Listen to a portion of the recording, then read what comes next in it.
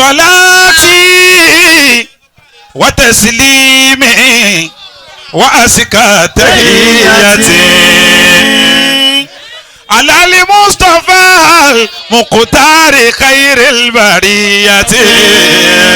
على المصطفى المختار خير البرية أيو في الآيات أيو في الممات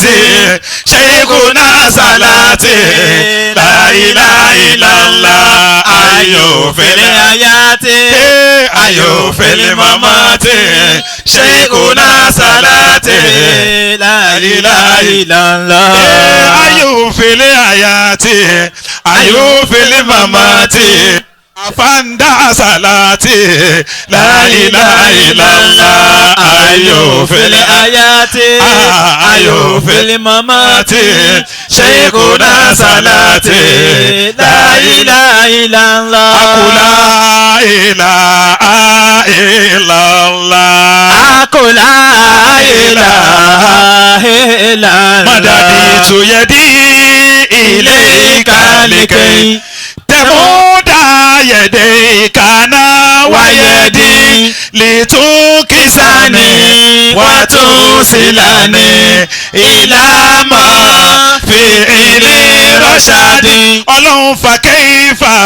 رأيت تتركني ونار شوكي في كبدي ودا يسون بين الأسود لنا سنونا طبقتي بلدي ولا ولم يعلم بأنك بي عفي ناصر لأبدي فإنك قلت تنصر ما ينادي باسمك صمدي ويا لا إله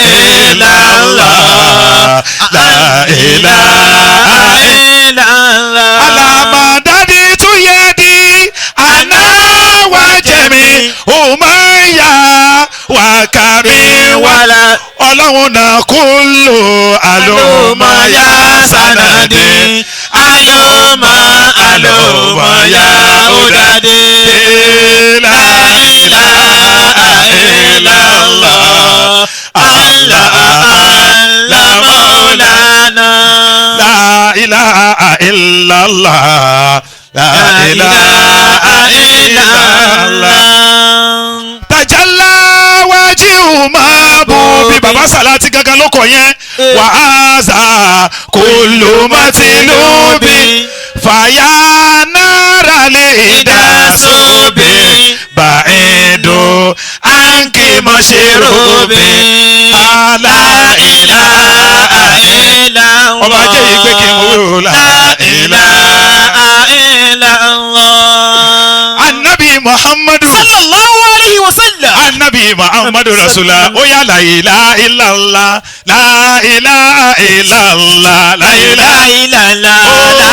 ilaha illallah abaruku badana wal marabe yalwa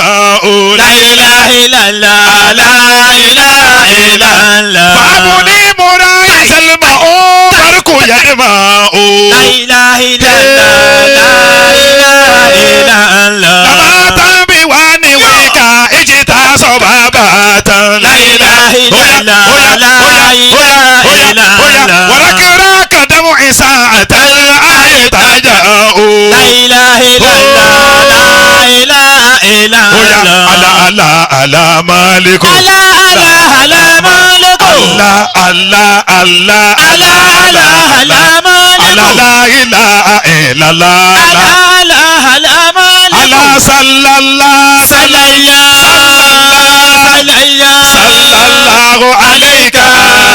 rasulullah sallallahu alayka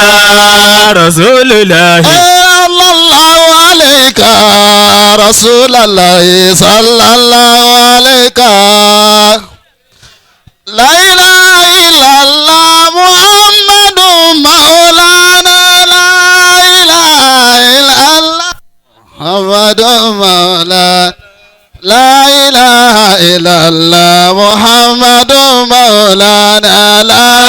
ilaha illallah Muhammadu Maulana. Allahu ya Allahu ya Allahu Maulana. Maulana. Al-Qasidi Agasa Maulana. La ilaha illallah Muhammadu Maulana.